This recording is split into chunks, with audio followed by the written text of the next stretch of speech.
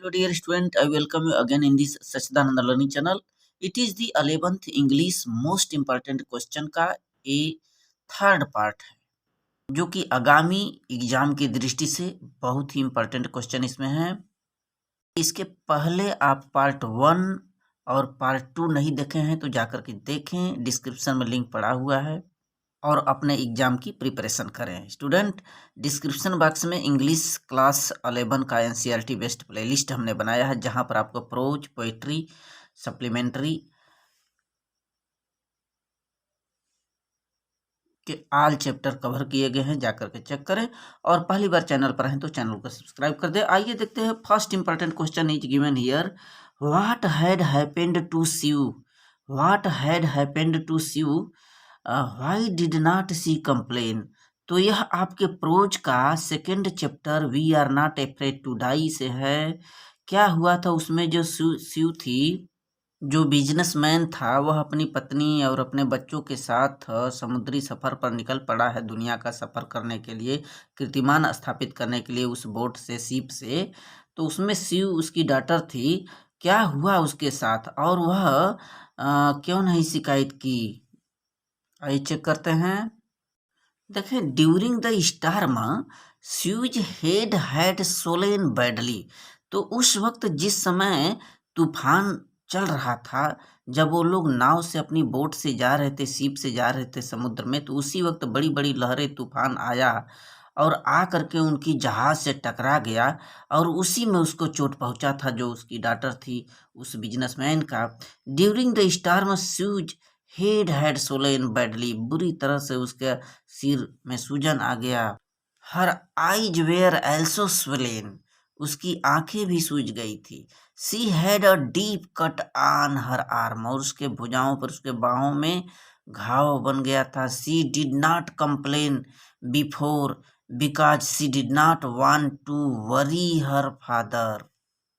देखें, अपने इस अवस्था, इस घायल अवस्था के बारे में, अपने इस घाव के बारे में किसी से शिकायत नहीं की। उस वक्त जानती थी कि जो मेरे फादर हैं किस प्रकार से मुसीबत में सबको संभाल रखे हैं।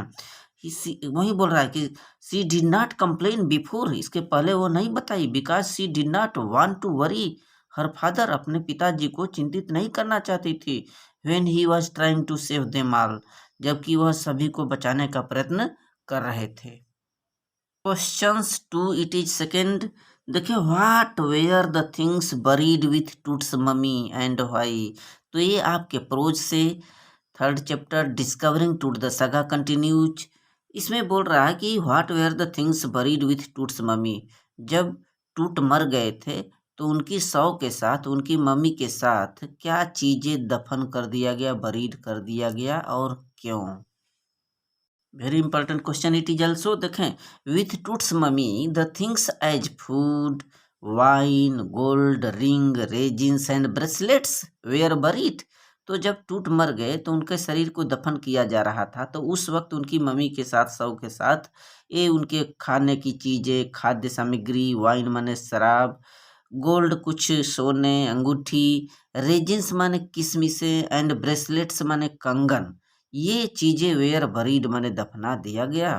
ऐसा क्यों किया गया? Because according to the people of Egypt, क्योंकि वहाँ के मिस्र के लोगों के अनुसार, these things revive the man, ये जो वस्तुएं होती हैं, ऐसी उन लोगों की धारणा है कि ये चीजें आदमी को जिंदा कर देती हैं, रिवाइव कर देती हैं, पुनर्जीवित कर देती हैं।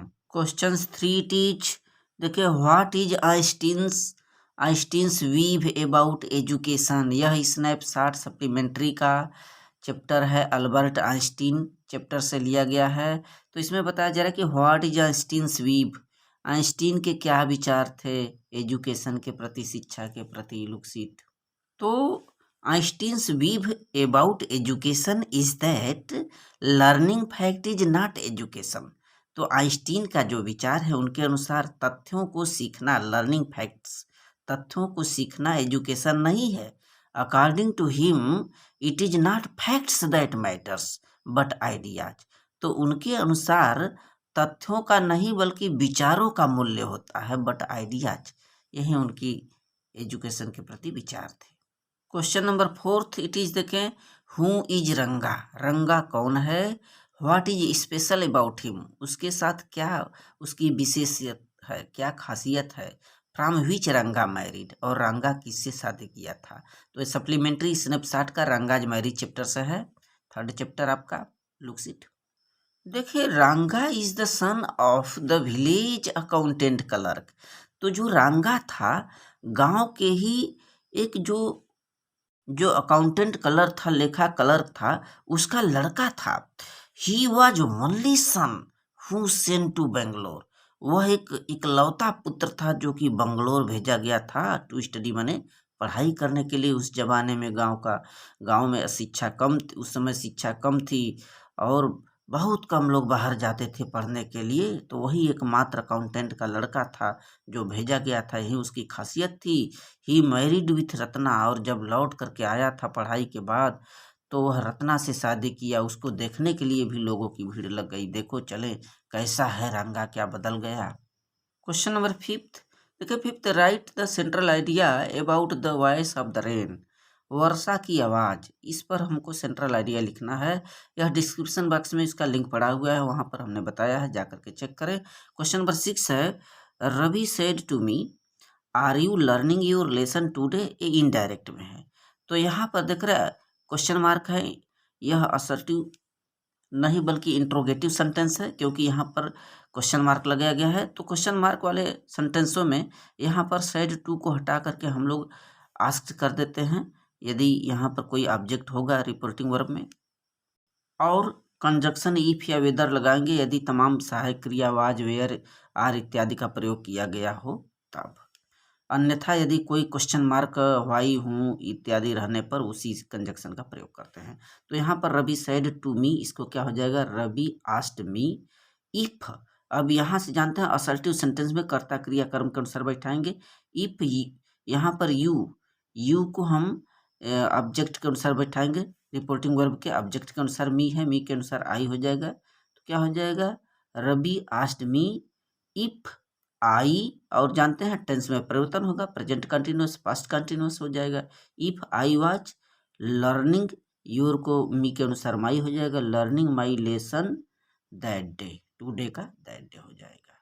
नेक्स्ट क्वेश्चन देखें, the doctor said to me do not eat oily food. तो यह जानते हैं इंपरेटिव सेंटेंस है, डॉक्टर हमें क्या बता रहा है कि ऑयली फूड मत लो। तो यहाँ पर क्या हो जाएगा, द डॉक्टर एडवाइज्ड मी। यहाँ पर यदि नेगेटिव सेंटेंस में नॉट लगा है ऐसे वाक्य में, रिपोर्टेड स्पीच में, तो नॉट को पहले लगाकर टू कंजक्शन का प्रयोग करेंगे। The doctor advised me not to eat oily food, not to eat oily food, ये हो जाएगा। नेक्स्ट क्वेश्चन देखिए, I bought a watch it was costly.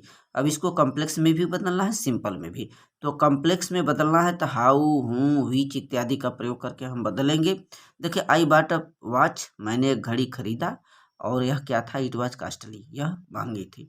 तो इसका क्या हो जाएगा, I bought a watch which was costly, क्योंकि यहाँ पर वॉच एक निर्जीव है इसलिए इसके साथ व्हिच का प्रयोग करेंगे। ठीक है, कॉम्प्लेक्स सेंटेंस हो जाएगा, I bought a watch which was costly. वहीं यदि सिंपल में बदलना है तो यहाँ पर देख रहे हैं कास्टली, ये एडजेक्टिव का प्रयोग किया गया है। तो इस एडजेक्टिव वर्ड को यहाँ पर वॉच से पहले रखेंगे, जिसकी विशेषता बताई जा रही है। क्या हो जाएगा, I bought a costly watch, इसका क्या हो जाएगा, I bought a costly watch, ये सिंपल सेंटेंस में हो जाएगा। Question number 8, she is too poor to pay her फी। यहाँ पर जानते हैं ट्रांसफॉर्मेशन करना है, रिमूव टू को हटा करके बदलना है। तो हम लोग क्या करते हैं कि जहाँ पर TOO हो तो इसको हटाना है, तो इसके स्थान पर हम लोगों को सो का प्रयोग करना है। सो लगाने के बाद यह एडजेक्टिव पुअर का ही प्रयोग करेंगे। इस वाले टू को हटा करके यहाँ पर सी कैन नॉट लगाएंगे, चूँकि सी है तो सी कैन नॉट या कुड नॉट का प्रयोग होगा। यदि प्रेजेंट टेंस है, इज RM है तो कैन नॉट लगाएंगे, यदि पास्ट वाज होता कुड नॉट लगाते। करेक्ट, तो क्या हो जाएगा, सी इज सो पुअर दैट, यहाँ दैट का प्रयोग करेंगे टू को हटाकर, दैट सी कैन नॉट पे हर फी। करेक्ट, नेक्स्ट हो जाएगा, देखिए ओपन द डोर, ये पैसिव वॉइस में चेंज करना है। तो ऐसे सेंटेंस जहाँ पर कोई खास सब्जेक्ट न दिया हो तो ऐसे वाक्य में लेट के प्रयोग से हम लोग बनाते हैं। तो क्या हो जाएगा, लेट द डोर, यहाँ पर ऑब्जेक्ट जो है तुरंत लगाएंगे लेट के बाद, फिर वर्ब का बी के बाद थर्ड फॉर्म लगाएंगे, तो क्या हो जाएगा, let the door be opened, correct, third form हो जाएगा। नेक्स्ट क्वेश्चन नंबर 10 है, क्वेश्चन नंबर 10 है सब्स्टिट्यूट वन वर्ड, माने यहाँ पर अनेक शब्दों के लिए एक शब्द यूज करना होता है। ए life history of a man written by someone else, माने किसी भी व्यक्ति के जीवन का इतिहास किसी अन्य के द्वारा लिखा जाए, राइटेन किया जाए, तो इसको बोलते हैं जीवनी यानी बायोग्राफी, इंग्लिश में बोलते हैं बायोग्राफी, BIOGRAPHY। नेक्स्ट है ए पर्सन हूँ लव्स हिज ओन कंट्री, एक व्यक्ति जो अपने देश से प्रेम करता है उसको देशभक्त बोलते हैं, पैट्रियट। So thanks student.